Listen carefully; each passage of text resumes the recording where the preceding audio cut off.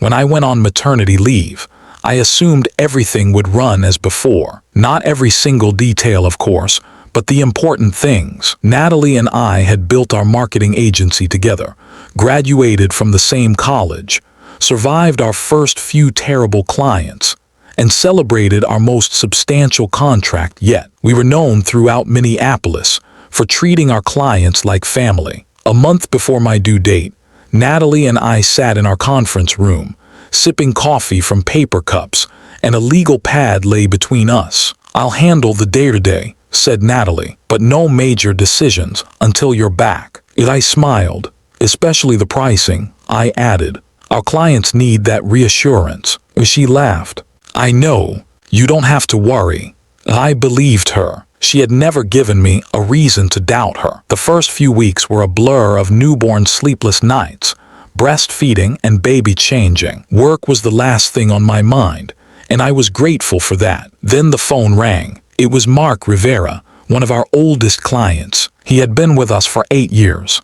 "Emma," he said carefully, "I wanted to ask you something before signing the new contract." My heart raced. "What is it?" He hesitated. "Did your agency change its pricing policy?" I blinked. "What do you mean?" "The new contract Natalie sent me yesterday," he said. My stomach turned. "What new contract?" He was clearly surprised.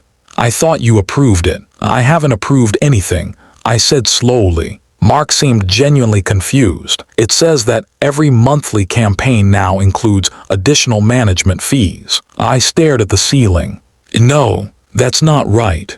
I figured it might have changed with the new management." "It hasn't changed. Nothing has changed," I insisted. He hesitated before speaking again. "I haven't signed it yet." Something just seemed different. After he hung up, I looked at the sleeping baby in my arms. Perhaps Natalie prepared some draft contracts. Perhaps Mark misunderstood. Perhaps there was a reasonable explanation. As I was about to reassure myself, the phone rang again and again. By the end of the afternoon, 4 of our longtime clients had asked me nearly the same question. Why had our contracts changed? Why had our retainers increased? Why had our cancellation policies been modified? Every one of them said they assumed I approved the changes. They had no idea that anything had changed. That evening, I turned on my laptop for the first time in weeks. Hundreds of unread emails filled the screen. Most of them were routine, campaign updates, invoices, and meeting notes. Nothing seemed out of the ordinary. I scrolled through the messages, looking for the word contract. Dozens of emails appeared. Oddly, almost all of them ended with Natalie writing something along the lines of "Emma, and I have already discussed these updates." She never said, "I have already discussed these updates," or "Natalie, and I have already discussed these updates." It was always Emma and I. I opened our shared calendar and checked for any strategy meetings, planning sessions, or client reviews. Nothing unusual stood out. I convinced myself that my pregnancy brain had made me forget the conversations. Nevertheless, something was wrong. The next morning, I drove to the office for the first time since having the baby. Everyone seemed happy to see me. Fresh flowers stood in my vase, and photos of my daughter decorated the bulletin board. Everything was perfect. Too perfect. Natalie came over and gave me a big hug. "It's so good to see you again," she said. "It's good to be back," I replied. She immediately started asking me about new projects, presentations, and quarterly goals. Finally, I stopped her and said, "Mark called me." Her smile didn't fade. "Oh," she said. "He asked me about new pricing policies." Natalie nodded knowingly. "Right. We updated several contracts." I stared at her in disbelief. "We agreed we wouldn't." She crossed her arms over her chest. "Emma, we talked about it before you left." "We didn't talk about it at all," I said. Her smile softened, and for a moment I was tempted to believe her. "You were 8 months pregnant," she said gently. "You had a lot going on."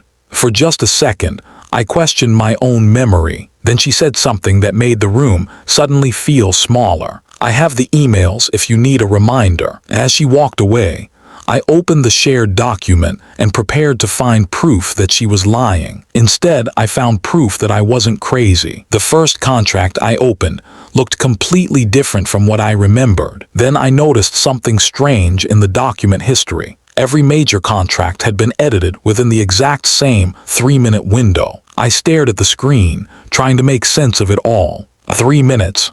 Every significant edit had somehow been made within the same 3-minute window on different days throughout the weeks. It wasn't impossible, but it wasn't standard for us either. Natalie and I usually spent hours reviewing each contract with our clients before making any final edits. This looked mechanical. I opened another file and saw the same pattern. It wasn't identical, but it was similar enough to raise suspicions. A long list of changes would appear at once, followed by one final edit a few seconds later. There were no gradual revisions, no comments, no questions, no negotiations, just one big update, and it was over. I leaned back in my chair, suddenly realizing that something was wrong, but I couldn't explain what. As I was about to investigate further, Natalie stopped by my office. "Getting caught up?" she asked with a smile. "I noticed several contract updates," I said. She nodded knowingly. "Our clients wanted more flexibility. We adjusted our pricing to reflect the additional work." "Did every client ask for the same thing?" She shrugged. "More or less." That response bothered me more than I expected. No two clients were ever the same. After she left, I opened our client database and started comparing the account notes. Everything looked normal, until I noticed several deleted meeting summaries. Not all of them, just enough to make it look like nothing unusual had happened. For one client, there was a summary from March, but nothing in between until June. For another account, nearly 6 weeks of history had been erased. Someone hadn't deleted everything, but they had deleted enough. Just then, Olivia Chen, our operations coordinator, knocked on my open office door. "Welcoming back," she said. "Thanks, Olivia," I replied. She hesitated before speaking. I wasn't sure if I should say anything. I looked up at her. "What is it?" She lowered her voice. "During your leave, Natalie asked me to stop sending draft contracts through our shared review folder." "What do you mean?" "She said the old process was slowing everyone down," said Olivia. "So what was the new process?" "Natalie wanted everything uploaded directly after she reviewed it," said Olivia, "without the shared approval folder." She nodded. "I assumed the two of you had already discussed the changes." I forced a smile. "Thanks for letting me know." As soon as she left, I opened the shared review folder and saw that it had been almost empty for the past 2 months. That was highly unusual for us. Every contract we created always generated dozens of comments before reaching the final version. Now there were hardly any. Later that afternoon, Mark Rivera arrived for our scheduled strategy meeting. Instead of discussing the usual marketing topics, he pulled out a printed copy of the new contract. "I highlighted the parts that confused me," he said. I looked down at the paper. Several paragraphs were marked in yellow. Automatic annual fee increases, extended cancellation periods, and additional consulting charges. I knew I hadn't written those clauses. Then Mark pointed out one sentence near the bottom of the page. "This doesn't even sound like you," he said. I read the paragraph twice. He was right. The language was cold, impersonal, and aggressive. Every contract I had ever written always sounded friendly and approachable. It was as if someone had copied it from another document. That evening, instead of driving back home, I decided to stay at the office and investigate further. I opened one of my old contracts from 4 years earlier and compared it to one of the new agreements. They both sounded different. The formatting was different, the language was different, and even the punctuation was slightly off. Someone hadn't just changed our prices.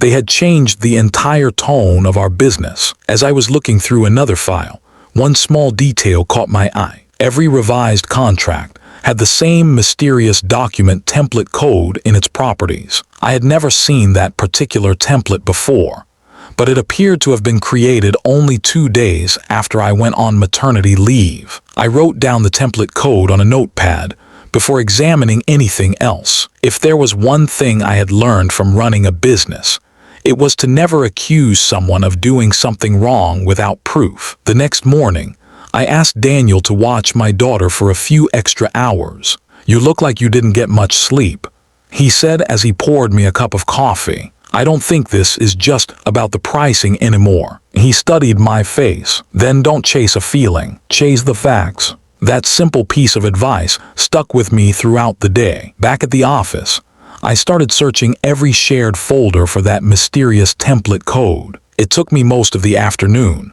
but I finally found the only file that used it. It wasn't a contract. It was an internal setup file that Natalie created during my maternity leave. The file had been opened dozens of times, almost exclusively at night. More importantly, it listed every user who had accessed it. Only 2 names appeared on the authorization list: Natalie's and mine. Someone had given me access to that file without telling me. I printed out the file's activity logs and tucked them safely inside my desk drawer. Then I called 3 of our longtime clients and asked them the same question, not to warn them, but to understand the situation better. "When Natalie discussed your new agreement, did anyone else attend the meeting?" Every one of them said no, but they all assumed that Natalie spoke for me. "She said you were home with the baby," one of them said. "She told us she was speaking for both partners." By lunchtime, I had discovered enough information to suspect that something was definitely wrong.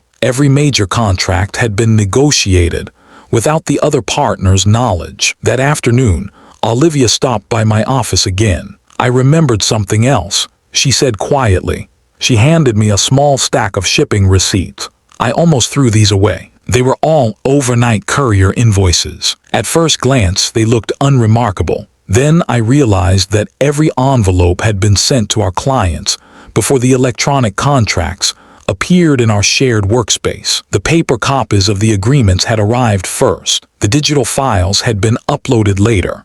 I suddenly understood why the document histories looked the way they did. Someone had taken completed contracts and made it look like they were created in our workspace. The timestamps on those files only showed the upload time, not the actual writing time. For the first time since returning to the office, I stopped questioning my memory and started questioning the records themselves. Nevertheless, I still needed one final piece of evidence. That evening, I drove to Mark's office and asked to see his file again. He welcomed me in and opened the folder where he saved every agreement we had ever signed. "I save everything," he said with a smile. "I'm glad to hear that," I replied. He showed me contracts, handwritten meeting notes, and email printouts. Then he pulled out something I had completely forgotten: a red-line draft of the new agreement with my handwritten notes from before maternity leave. None of the controversial clauses were there. Instead, the margins were filled with my own writing about keeping prices stable for several clients who were expanding their services slowly that year. Mark looked at me. "I knew this didn't sound like you," he said. I thanked him and carefully examined every page before leaving his office. As I drove back home, I saw everything clearly. Natalie hadn't just raised our prices. She had rewritten the promises our agency had made to its clients. But there was something even more telling. Every altered contract directed the additional revenue to a newly created service category that didn't exist before my maternity leave. The money wasn't disappearing. It was being quietly redirected. The next morning, I requested a complete accounting report for that new category. The finance system generated the file without hesitation. As I was looking through the spreadsheet, one number caught my eye. Nearly 40% of the agency's revenue had been flowing through that secret category for weeks. Then I scrolled down to the authorization column and saw only one name: Natalie's. I didn't storm into Natalie's office demanding an explanation. I didn't send her an angry email or post anything incriminating on social media. After everything I had discovered, I knew one emotional reaction could ruin weeks of hard work. Instead, I called Daniel and told him what I had found. "I think I finally know what's going on," I said. He was silent for a moment before asking, "Can you prove it?" "I think so. Let the evidence speak for itself," I replied. The next 3 days were the longest of my life. I spent most of my time comparing old contracts with new ones, searching for any signs of tampering. I went through every invoice, shipping receipt, and accounting report. By the end of it all, the timeline told one clear story. The pricing changes hadn't happened gradually. They had been implemented all at once right after I went on maternity leave, and then carefully hidden from view. The new service category had become the perfect cover for those additional charges. It wasn't illegal by itself, but it certainly wasn't ethical. Instead of confronting Natalie first, I reached out to every affected client individually. I didn't accuse her of anything, but I wanted to understand their side of the story as well. "Can I ask you for 30 minutes of your time?" I said to each of them. One by one, they met with me in different conference rooms. I showed them the 2 contracts, the timeline, the document history, the accounting records, and the shipping invoices. I ended every conversation with the same sentence. "I'm not asking you to choose between us. I'm only asking you to see the complete picture." That was enough for them to come to their own conclusions. Some of them asked for immediate corrections, while others refused to renew their contracts. Several of them admitted that they would have never accepted the new pricing if they knew I had approved the changes. Within 2 weeks, the agency's largest accounts asked for independent meetings with both partners. Natalie tried to explain that everything had been done in the best interest of the business. She said we needed additional revenue to survive, but every conversation ended the same way. The records spoke for themselves. The clients weren't mad at Natalie for raising the prices. They were mad at me for not being there to protect their interests. As those contracts expired, many of our clients thanked us for the years of hard work and dedication. Then they made a decision I never expected. They hired me instead of Natalie. With their support, I set up my own consulting practice, offering long-term partnerships to my clients. I didn't take every account, only the ones who wanted to continue working with me. It was enough. Months later, I drove past our old office building for the first time. The agency's sign was gone, replaced by a commercial real estate banner hanging from the front windows. I sat in my car for a moment, watching the road ahead. I still missed those days when Natalie and I believed we would build something that would last forever. But I no longer miss the partnership. Looking back, maternity leave didn't cost me my career. It showed me who was worthy of continuing that partnership. The hardest lesson of all was that trust without accountability isn't trust at all. Today, my daughter is old enough to run into my home office every afternoon, asking if I'm finally done with work. Most days I smile, close my laptop and tell her yes, because I built this business differently. No hidden clauses, no secret changes, no disappearing promises, just honest work with people who know exactly who they're trusting. And after everything that happened, that's worth more than any contract I ever signed. If my story reminded you that honesty and transparency still matter in business and in life, I'd love to hear what you think. Leave your thoughts in the comments below. And if you enjoyed this story, don't forget to like, subscribe, and share it with someone who loves real-life drama and satisfying conclusions. Thanks for reading, and I'll see you in the next one.